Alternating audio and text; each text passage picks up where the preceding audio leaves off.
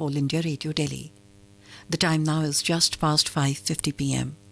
Please stand by for our next broadcast. This is All India Radio.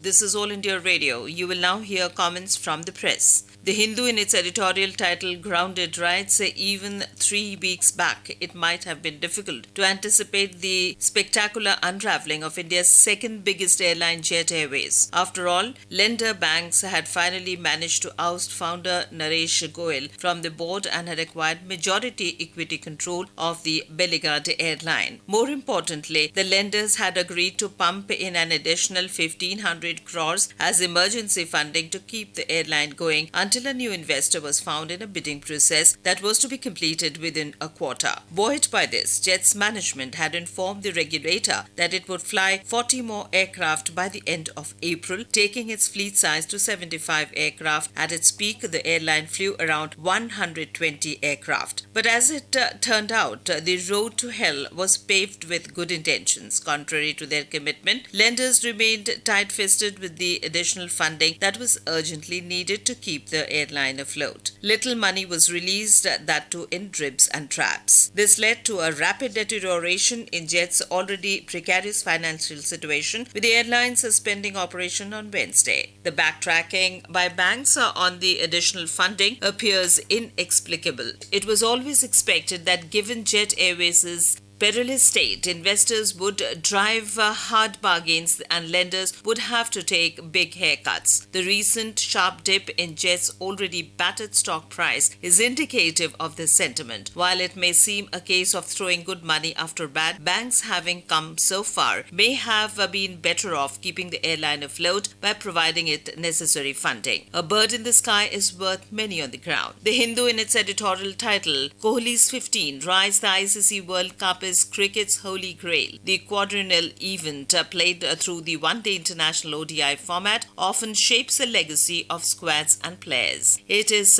one championship where all leading test-playing teams congregate, and once a unit wins the World Cup, the ambiguity ends and arguments cease. With the 12th edition set to commence in England on May 30, there has been immense interest in India's team's composition. The selectors, led by MSK Prasad, have decided to give an experienced crew to Virat Kohli. Among the 15, 9 have played more than 50 ODIs, with Dhoni leading at 341. 4 are hovering close to the 50 mark, and only KL Rahul and Vijay Shankar are below that mark, although there is no mistaking their talent. The Indian team has explosive batsmen, incisive fast bowlers and willy spinners. The all-rounders quartet of Shankar, Hardik Pandya, Ravindra Jadeja and Kedar Jadhav also gives Kohli varied options when India opens its campaign against South Africa at Southampton on June 5. Financial Express, in its editorial title, Preserving Culture, says visuals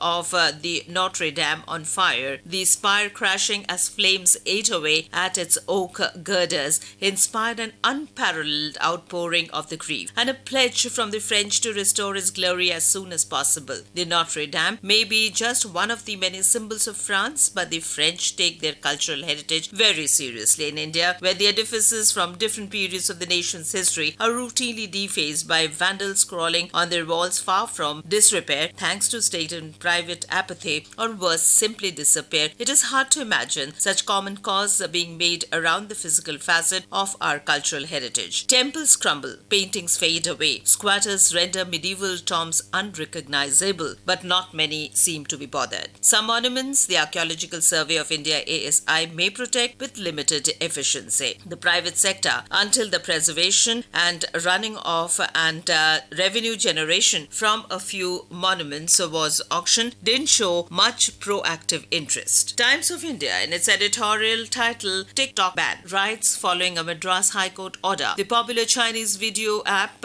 TikTok is no longer available through Google and Apple App Store. The app has already been heavily fined in the US for illegally collecting information from children and banned in neighboring Bangladesh. Among the charges against it, that it encourages pedophilia. TikTok's developer ByteDance Technology has challenged the court order on the ground that it went against freedom of speech rights in India. This is ironic given that the company wouldn't be able to